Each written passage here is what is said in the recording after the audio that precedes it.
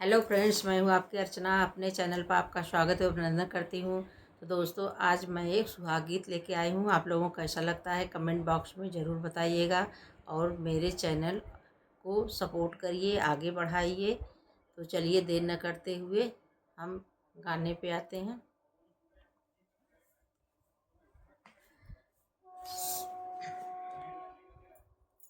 मैं ना जानूं दैया, मैं ना जानूं दैया, सुहाग कैसन होला। मैं ना जानूं दैया, मैं ना जानूं दैया, सुहाग कैसन होला। मैं ना जानूं दैया, मैं ना जानूं दैया, सुहाग कैसन होला। मैं ना जानूं दैया, मैं ना जानूं दैया, सुहाग कैसन होला। सुहाग लेवे गईली ससुर जी के टोला, सुहाग लेवे गईली ससुर जी के टोला। मैं ना जानूं दैया, मैं ना जानूं दैया, घूंघटा कैसन होला। मैं ना जानूं दैया, मैं ना जा दैया, घूंघटा कैसन होला। मैं ना जानूं दैया, मैं ना जानूं दैया, सुहाग कैसन होला। मैं ना जानूं दैया, मैं ना जानूं दैया, सुहाग कैसन होला। सुहाग लेवे गईली भसुर जी के टोला, सुहाग लेवे गईली भसुर जी के टोला।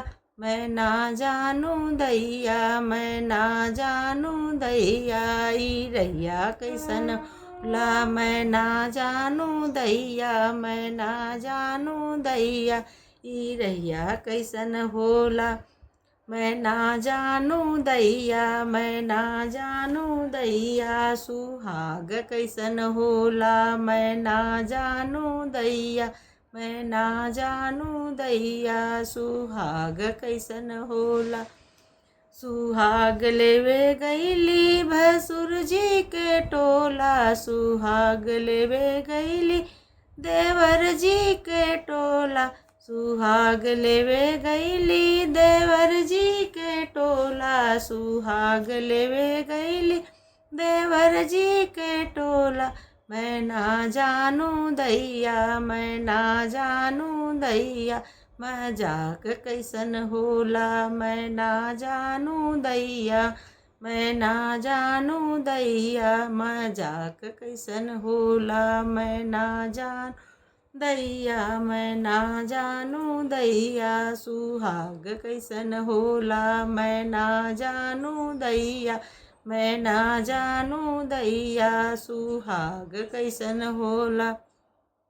सुहाग लेवे गईली बलम जी के टोला, सुहाग लेवे गईली बलम जी के टोला। मैं ना जानूं दैया, मैं ना जानूं दैया, से जिया कैसन होला। मैं ना जानूं दैया, मैं ना जानूं दैया, से जिया कैसन होला। मैं ना जानूं दैया, मैं ना जानूं दैया, सुहाग कैसन होला। मैं ना जानूं दैया, मैं ना जानूं दैया, सुहाग कैसन होला।